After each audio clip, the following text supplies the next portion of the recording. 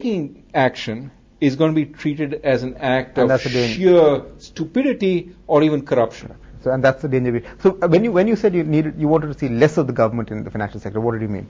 What I mean to say is that for many years we have insisted on the role of the government as important to foster inclusion, foster development across India. I think the public sector system has helped a little, but not in any way near what could be done if we enthuse the private sector system into doing it, right? And so, to my mind, the public sector systems could serve as a useful comparative fringe, but we need a greater mix of public and private. 70 public, 30 private seems to me too far weighted in favor of the public, especially because we're going to move to a situation where the banking system, financial system, has to think far more carefully about risks. When you have a bureaucrat who's protected by his government backing, and who's also threatened by the CAG and CBI inquiries, I don't see him making credit decisions, which this economy increasingly needs. That fine credit decision. Because right now he's responding to, we need more infrastructure, go lend to infrastructure projects. Okay, so he says, okay, government has sanctioned infrastructure, but you need the financial sector to tell which ones are the good ones and which ones are the bad ones. What we have is, in some sense, a situation where it's not doing enough of the evaluation. And that eventually could lead to corruption.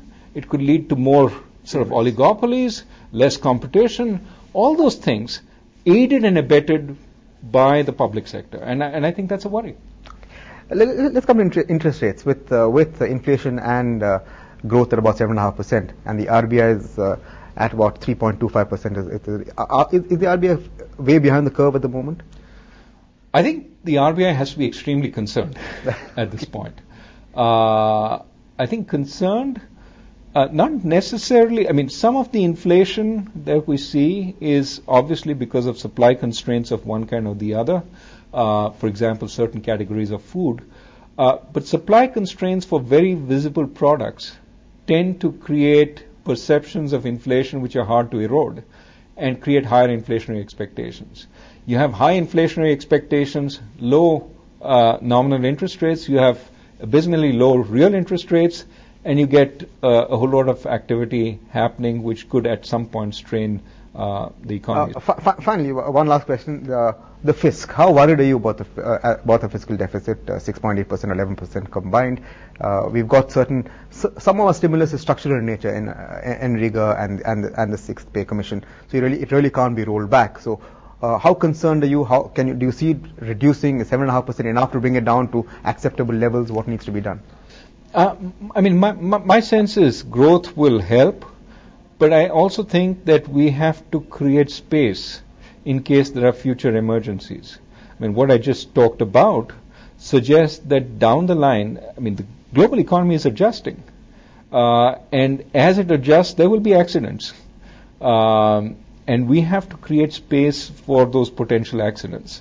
The government as a buffer has proved particularly useful, both in India but outside in the rest of the world, when trouble came. If we are trying to maximize our use of the government's capacity, we're not going to have any left in case there are emergencies. So I think we start working on what we think are wasteful expenditures. The finance minister talked about fertilizer subsidy last budget.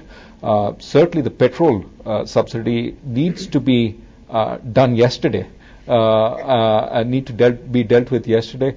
But I think there are a whole bunch of expenditures which need to be looked at very carefully to see whether we can pull them back, both from the perspective of creating a buffer, but also in redirecting them to more useful, more inclusive expenditures, which we will need down the line. You spoke about emergency to the global system. So in a sense, is 2010 going to be a year you're going to watch out for, look at very, very carefully? And what would these emergencies be, in a sense, would you get lead indicators in the form of macro numbers, or could they just spring up? They usually spring up. And this is why I say... What are the numbers you'll be looking at? That could kind of give you a...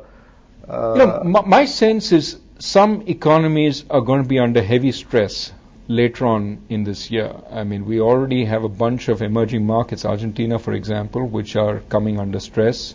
We have Greece, which is an industrial economy, which is under heavy stress.